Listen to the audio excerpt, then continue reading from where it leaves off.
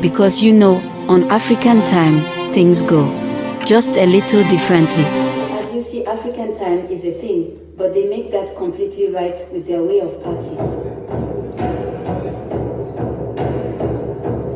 Hey, Africa time.